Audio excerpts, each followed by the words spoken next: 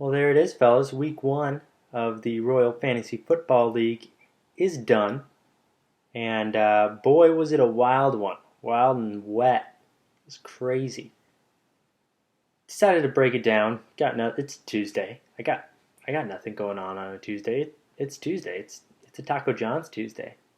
That's a thing. Decided to break down our four games this week. Starting from the biggest margin of victory, working down to the lowest. So to start out now, we're going to go with Austin versus Dan Minia's game, which, there's no gentle way to put this. It was an absolute disaster for Minia, and an absolute gold mine for Wetzel. Just about everything went right for Wetzel. Can't deny it.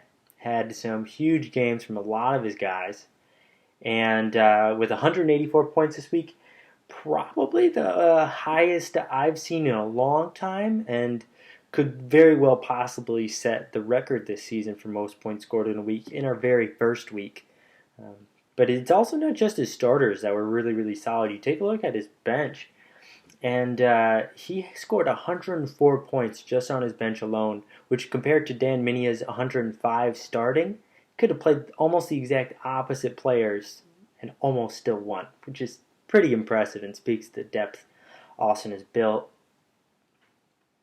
Also, one interesting note, he could have broken 200 this week. Wetzel could have. If he swaps out Matthews for Keenan Allen, that's it. He's breaking the old 200 mark. That's a tough call. I don't think a lot of us would have chosen Matthews over Keenan Allen, but it's a choice Wetzel's going to have to make now with Allen going down with an ACL tear. Tough for the Chargers, tougher for Austin's team. Keenan's a great PPR wide receiver. On Minia's side of things, God, it's tough. You look at some of his running backs. He's got great running backs, great talent there, but just didn't perform. All of his running backs, single-digit scores. Didn't even break 10 points. That's brutal. That's just really, really brutal. And on top of that Minia didn't even start a tight end that was healthy. Damn, that's brutal. That's brutal. I mean, it's not like the tight end was going to save you at all, but at least got to throw them in there. Come on. He'll come back next week. He'll be back. But that's a bold statement from Austin Wetzel's team. Just coming right out of the gun. Hot. As my grandmother would say, it's hotter than a sheriff's pistol. Just, pretty hot. Moving on to the next game, the second largest margin of victory, Mr. Wanus and the hometown hotties versus Danny and Team Copsing. Someone needs to change their name, clearly. 155 points versus 127. I was looking at this over, and it's just a respectable game. I mean, there was a clear winner, clear loser, but didn't have a lot of holes on either side. Nothing really that massive. Wannis had some huge games from Drew Brees and AJ Green that really kind of pulled him through.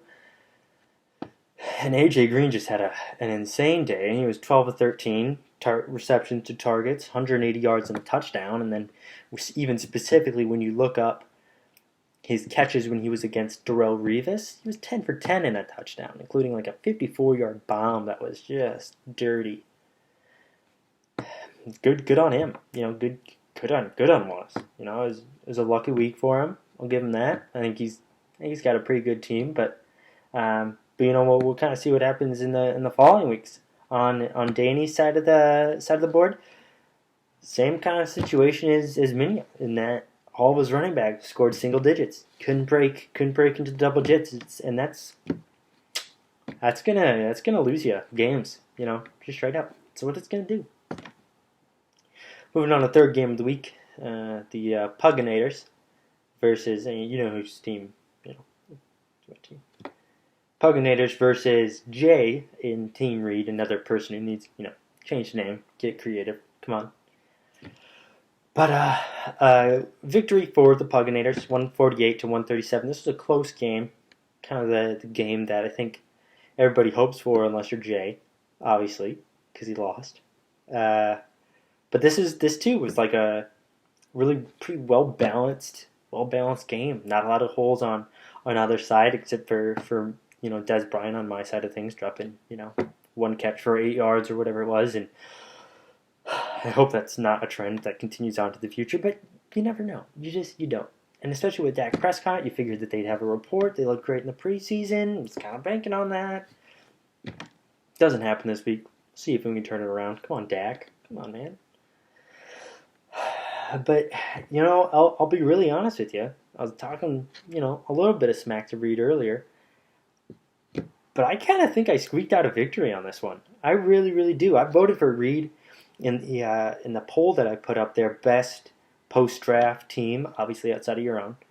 But I thought he was Reed. He had some stacked wide receivers and some great running backs, and that it was a really good team overall. But you look at the performance this week, and it just wasn't there. You had single-digit points from Adrian Peterson. It's just a rough week for him and the Vikings offense in general. And then Allen Robinson, who's a terrific wide receiver, top 5 at least. And he only gets you 13 points, something like that, 13, 11 points. Let me look at my notes. Yeah, I mean, that's tough. And you expect more from those guys, just like on my side of the ball. Odell Beckham Jr. also got me only 11. I mean, it's just tough. They're going to have those down days. They'll rebound.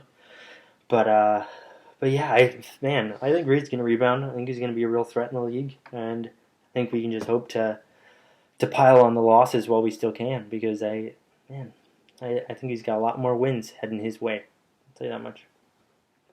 Moving on to the closest game of the week, and truthfully the one that I was really keeping my eye on. Tanel versus Burka. 133 points versus 129 points. That is the definition of a nail-biter. Not only was it really, really close, came down to Monday Night Football. I mean, they each had a guy in each game. Burka had DeAngelo Williams in the Pittsburgh-Washington game. Tanel had Carlos Hyde in the 49ers-Rams game. And man, wow. It was kind of fun to kind of watch those two go back and forth, but coming into that Monday night, Tanel had a 21-point lead in Carlos Hyde, still on the roster, and Burka was obviously then 21 points down, but had DeAngelo Williams, and was really back into it with DeAngelo Williams' huge game, scoring 39 points. That was a huge game from DeAngelo, absolutely huge. The Pittsburgh offense rolled, was terrific, and Burka really needed it to be in this thing, to be in that game. It was huge, but on the flip side of the ball, Tanel, I don't want to say he got lucky, but man, Hyde had a solid game. 88 yards, 2 touchdowns, pulled out 22 points, just enough, which was over double his projection. Hyde was projected for 10. Just a huge turnaround for Tanel there to be able to squeak out a victory. Hoping for a lot more of those as the season comes along. We'd love to see close games, close, tight-knit games. And that's it, good luck this next week. Great first week. Keep changing your names. Let's keep it fresh here. Try and get something out there. All right, Dan's kind of leading the way with his team name and the Hometown Hotties. I know I'm really attractive, so I think the names are very appropriate, but other guys need to step it up. Burker's got a great name with Shaq Attack. Love seeing Shaq's face every time I look at his team. It's good. I like it. Good luck this next week. Unless you're playing me. In that case, no luck for you. But yeah. Stay tuned. Keep posted. Keep engaging. I want to see some responses. I want to see your own thoughts. Let's get that going, huh? All right.